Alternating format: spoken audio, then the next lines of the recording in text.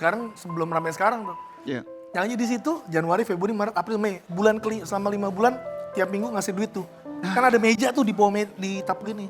Ditaplak tuh di Taplak bawah, meja. Zian kasih. Ya, setiap minggu kadang Di rumah 300.000, 200.000 gitu. Tanpa Selama 5 bilang bulan. ke mama? Nggak tahu. Diem-diem Zian Kan kasih. nyokap lagi marah nih.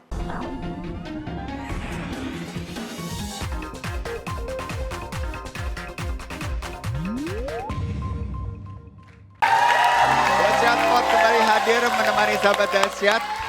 Kita punya sahabat juga di sini akan kita berbincang hati ke hati ya. Dan kali ini yang hadir adalah seseorang yang sudah kita kenal banget karena lagu-lagu hitsnya bersama dengan band terdahulu Zigas itu menghiasi kehidupan kita.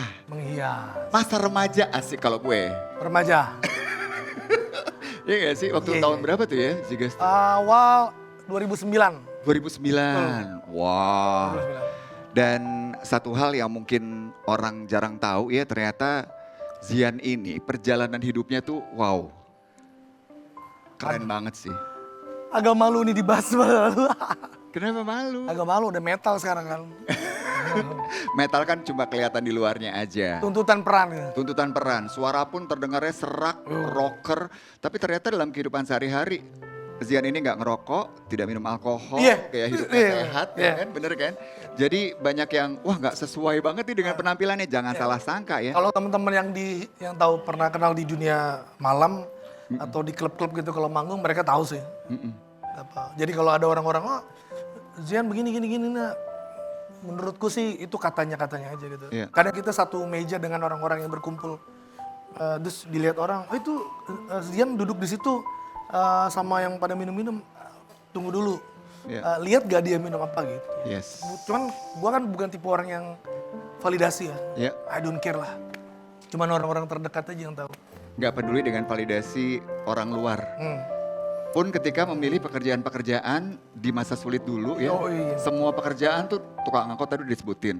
OB juga pernah ternyata. Udah, ya. Iya, itu gimana ceritanya bisa jadi OB? Ceritanya lulus SMA, kalau nyokap gue panggil mamah ya, Iya. Ra ya. Kalau mama tuh pengennya kalau anak orang tua zaman dulu pengennya anaknya kerja benar yang di mindset orang tua dulu kerja benar tuh kerja yang bulanan digaji bulanan gitu. Tuh. Dulu ijazah cuma SMA ya. Ditawarin kuliah emang karena nyokap ngeliat tuh aduh gila nyokolin aja udah susah. Jadi prinsipku tuh dari zaman sekolah aja nggak pernah bolos tuh karena nggak punya handphone.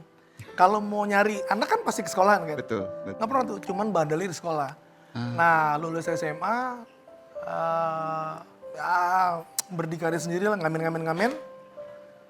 Temen ada yang hidup di terminal, ngamen terminal, iseng-iseng. Belajar lah di terminal tuh, belajar mobil. Kan manual tuh. Iya. Sekarang bisa bawa mobilnya manual sama matic. Karena pengalaman. Iya pengalaman gitu. Jadi wah makanya kalau ketemu orang sih udah biasa aja karena jangan pernah judge orang lah. Betul. Mau dia bertato seperti apapun. Kayaknya itu orang perihnya lebih perih dibanding kita gitu. Iya. Dulunya sih. Iya.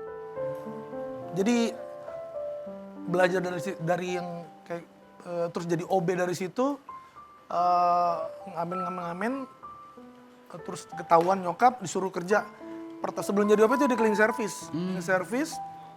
Makanya kalau ke toilet ada yang ngepel-ngepel tuh suka nggak enak tuh. Kenapa? Pak maaf ya Pak gitu karena ngerasain dulu waktu jadi cleaning service Iya. ngeri gitu diinjak tuh nggak enak. Perasaannya nggak enak gitu. Iya. Apalagi kalau becek gitu. Ya saran sih kalau ketemu sama cleaning service lagi itu misi-misi lah. Iya. Walaupun mereka itu kerja, tapi percaya deh itu nggak enak banget. Kita lagi apalagi basa-basa diinjak. Cleaning service, terus ada di salah satu bank ya, bank swasta di Jakarta. Terus ada security, kalau security. Katanya gini, Dan, regu security gue kurang 1, lu aja yang masuk di gue dah. Nggak bisa Dan. Udah, ntar gue masukin, lu tinggi, pindah tuh jadi security. Jadi security juga. Iming-imingnya begini, lumayan loh gajinya naik 200.000. Dulu aja cleaning service 700.000, naiknya 200-900. 900.000. Ya Allah tahun berapa coy? Awal-awal, wah perjuangan. 2000 berapa? 900.000. Iya. Jadi security. Nggak bertahan lama karena nggak betah. Hmm. Nggak betah jadi security, telat mulu nih. rumah jauh di Tangerang, kerja di Jakarta. Waduh. Jam 6 kurang 15 sudah apel, telat mulu. Wah dihajar mulu tuh sama komandan.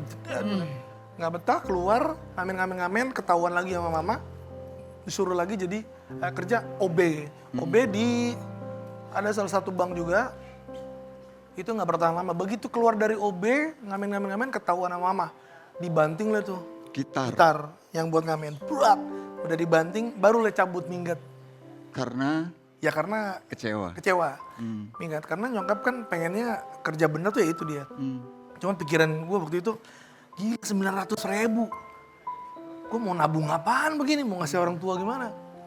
Itu selama 2006 sampai 2008 long trip, balik 2008. Pertama kali nih ya 2008 ada mall Sumarekon Serpong tuh ada ngamen, saya nyanyi di Salsa sama Downtown. Sekarang sebelum ramai sekarang tuh. Nyanyi di situ Januari, Februari, Maret, April, Mei. Selama 5 bulan tiap minggu ngasih duit tuh. Kan ada meja tuh di bawah di tap gini. Ditaplak tuh di bawah, Zian kasih. Ya, setiap minggu kadang 300.000, 200.000 gitu. Tanpa bilang ke mama? Nggak tahu. Diem-diem Zian kasih? Kan nyokap lagi marah nih. Ya, lagi berantem. 2008 balik ke rumah teman studio. Itu di daerah Karyawan lah, Karangtengah tuh, Karyawan. Taruh situ 5 bulan, begitu bulan kelima, naruh keluar dari pintu, mau keluar, ada nyokap tuh sama, ditanyain begini, dari mana? Dari rumah temen. Mau kemana? Mau kerja. Kerja apa? Nyanyi. Itu yang paling ditunggu tuh.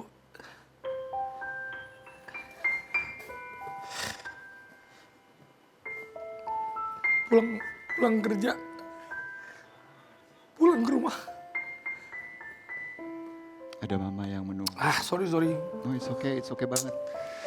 Kita tahu perjuangannya Zian tuh semuanya sebenarnya juga untuk mama dan bapak, untuk orang tua. Kenapa saya tidak merokok dari kecil, dari lahir? Karena waktu zaman sekolah main SMP, SMA, baju sekolah cuma satu-satunya baju putih kan. Tapi selalu kuning pulang sekolah. Karena kena asap rokok. Yang merokok tuh teman-teman. Jadi saya nggak pernah ngerokok, cuma karena prinsip saya lebih baik saya bohong sama orang lah. Daripada saya bohong sama orang. Saya nggak pernah bohong sama orang tua. Jadi milih teman, milih pasangan hidup tuh gampang. Kalau dia berani bohongin orang tua di depan kamu akan jadi yang dibohongin. Itu prinsip dasar saya kenal teman-teman tuh begitu sama orang-orang. Oh dia bisa bohongin orang tuanya depan gue bakal dibohongin pasti. Jadi makanya saya sekolah nggak pernah bolos. Karena saya tahu dulu susah, jadi kalau orang tua saya nyari tuh pasti ke sekolahan. Ke sekolahan, terus nggak bisa bohong ya. Akhirnya yang ditunggu itu kalimat, kalau pulang kerja, pulang ke rumah. Itu ringan angka 2008 tuh. Makanya begitu rekaman pertama, alhamdulillah jalannya bagus. Makanya kalau orang-orang cerita bilang orang tua nggak merestui, itu wajar sih. Cuman harusnya lu kalau orang tua nggak merestui, lu tunjukin tekad aja sejauh mana lu punya kesungguhan itu gitu. Karena ngalamin sendiri dari nggak setuju sampai ke disetujuin, wah gila itu jalannya enak banget dah. Asli. Langsung lega, langsung enak. Sampai detik ini dan saya nggak pernah bohong kalau misalnya saya nggak punya duit ya, mas, aku lagi nggak punya duit. Oh iya, doain ya biar ada rezekinya. Jadi bukan tipe orang yang kan sekarang zaman banyak ya ada yang nggak punya duit tapi dia saking nggak enak sama orang tua, dia bilang ada gitu. Itu baik sih sebenarnya, biar orang tua nggak kepikiran. Tapi basicnya gue nggak bisa bohong. Kalau nggak punya duit bilang pasti, saya nggak punya duit. Sampai diajak keluar aja gitu, diajak keluar sama keluarga, nggak ikut. 3 kali ditawarin nggak ikut. Baru nyokap nanya, kenapa sih nggak pernah mau ikut kalau diajak kemarin 2 kali? Baru bilang, aku nggak punya duit.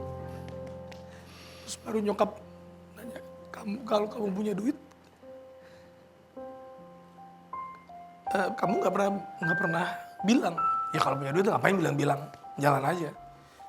Kalau nggak punya duit ya jujur gitu, nggak punya duit, udah diem aja. Dan saya nggak pernah pinjam duit, saya nggak pernah ngutang, saya tidak pernah kredit, saya tidak pernah bercicil.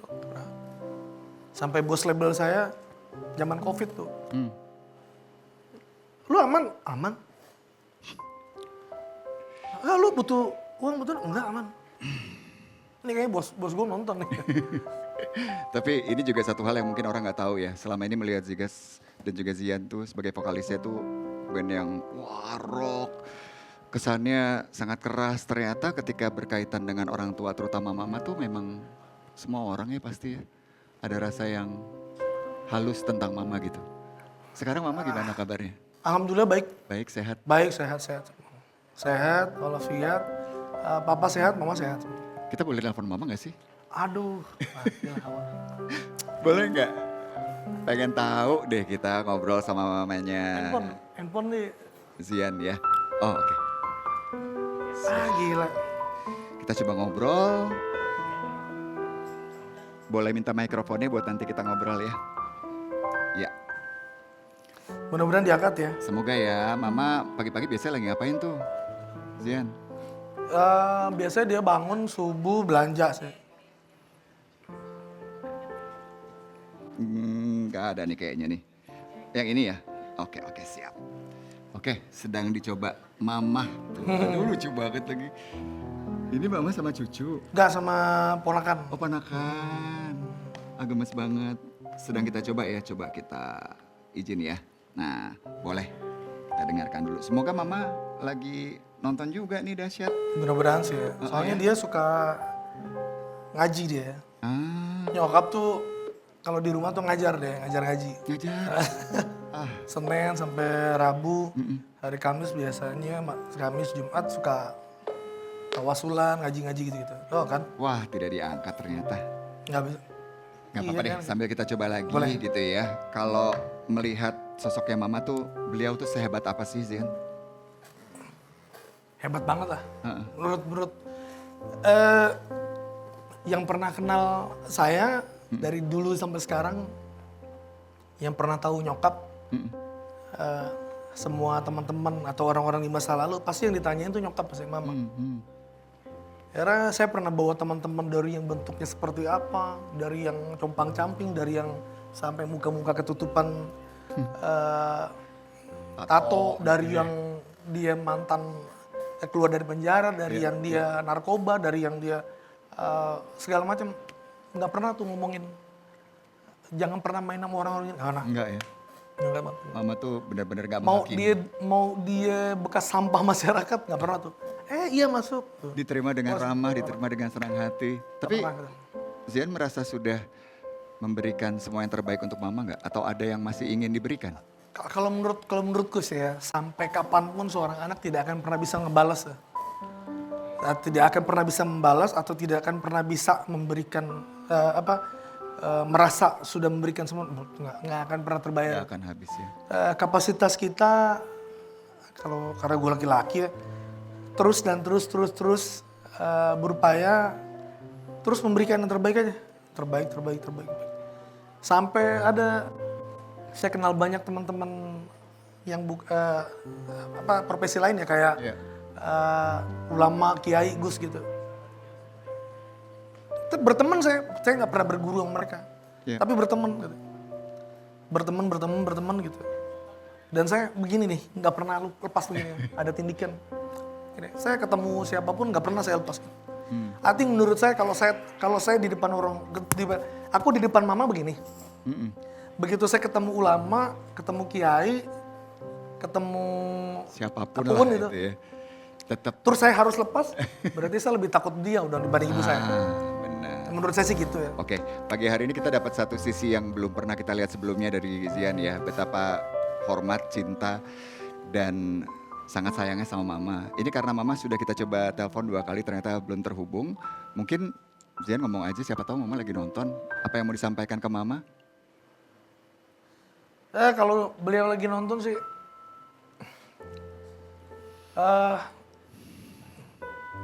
apa ya? Mah, saya pernah salah dan sering salah sampai sekarang. Saya pernah keluar jalur, tapi cuma mama yang meluruskan. Saya pernah pergi jauh, tapi saya pulang karena mama. Makanya saya pernah nulis lagu, judulnya Pulang itu karena mama. Gitu. Judulnya Pulang itu pun tahu dari adik, karena katanya mama nanyain kapan pulang, kapan pulang, kapan pulang. Baru saya tulis lagu, judulnya Pulang. Itu saya buat mama gitu. Jadi ya, bahwa saya harus selalu pulang karena ada mama nungguin. Gitu. Apapun yang terjadi saya minta maaf, Ma. Sampai saya punya harapan kalau bisa lebih baik saya mati duluan. Jangan apa.